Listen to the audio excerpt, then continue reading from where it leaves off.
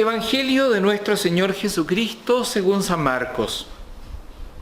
Por aquel tiempo Jesús enseñaba a la multitud: cuídense de los escribas, a quienes les gusta pasearse con largas vestiduras, ser saludados en las plazas y ocupar los primeros asientos en las sinagogas y los banquetes, que devoran los bienes de las viudas bajo pretexto de hacer largas oraciones.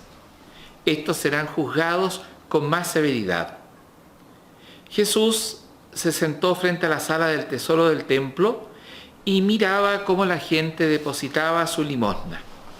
Muchos ricos daban en abundancia. Llegó una viuda de condición humilde y colocó 2 pequeñas monedas de cobre. Entonces él llamó a sus discípulos y les dijo: les aseguro que esta pobre viuda ha puesto más de cualquiera de los otros, porque todos han dado de lo que les sobraba, pero ella, de su indigencia, dio todo lo que poseía, todo lo que tenía para vivir. Palabra del Señor. En el pueblo de Israel, la figura de la viuda representaba la máxima indigencia, y por razones obvias. Una mujer viuda no podía disponer, por ejemplo, de sus bienes. Una mujer viuda sin hijos tenía que esperar que algún pariente varón de su familia o de la familia de su marido pudiese hacerse cargo de ella, y quedaba absolutamente desprovista.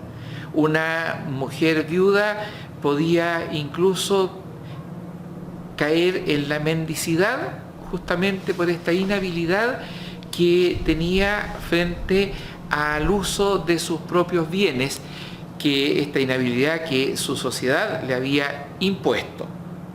Por eso es que la viuda aparece siempre en los catálogos de pobres, aquellos que son los predilectos del Dios de Israel.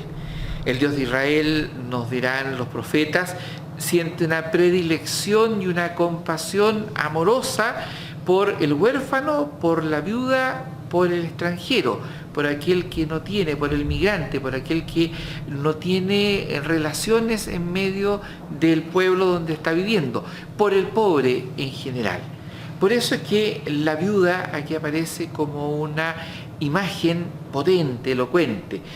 Una imagen que además venía desde el Antiguo Testamento. En la primera lectura de este domingo aparece el episodio de Elías y la viuda de Sarepta, en donde justamente esta viuda, también la de Sarepta, aun cuando no era fiel del Dios del pueblo de Israel, reconoce al profeta y le da la ayuda necesaria porque confía en que el Señor va a hacer también algo por ella, y que no puede estar en mejores manos que en las manos de este Dios que mira amorosamente al indigente. Lo mismo ocurre con la viuda de la ofrenda en el templo. Ella no da de lo que le sobra. Ella no da como los ricos que aparecen en la escena, que ciertamente pueden haber sido muy generosos, pero estaban dando de algo que les sobraba. Se habían guardado todavía lo necesario para el sustento propio. La viuda lo da todo, y lo da todo porque sabe que así queda en posición de recibirlo todo, de ponerse absolutamente por entero en las manos del Dios providente. Y ahí la viuda aparece como una imagen también del discípulo que busca Jesús, de este discípulo que sabe que su fuerza no proviene de sí mismo, ni de su ingenio, ni del trabajo de sus manos, sino que proviene de este tesoro que el Señor ha puesto a su custodia, y que es precisamente la palabra, y que es precisamente el anuncio del Dios que todo lo puede en aquel que todos también podemos.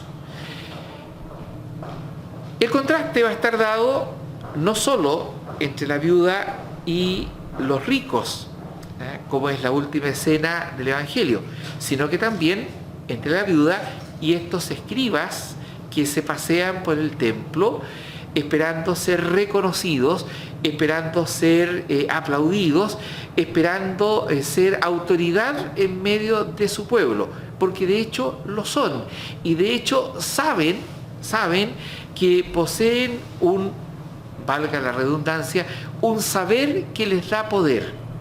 La crítica dura de Jesús a los escribas es que han constituido ese poder que da saber como su fuerza, y han erigido sobre ese poder que les da el saber el sustento de su vida, el sustento de su identidad. La crítica que le hace Jesús a estos escribas del templo es durísima. Por una parte, los critica porque han convertido el servicio, aquello que fue ese oficio que ellos recibieron para el servicio del pueblo, lo han convertido en una dignidad y por tanto esperan recibir de acuerdo a la dignidad que ellos creen tener. Y por tanto se consideran superiores, se consideran distintos, más elevados que el resto del pueblo, del que parece que se olvidan que pertenecen. Y por otro lado, los critica más duramente.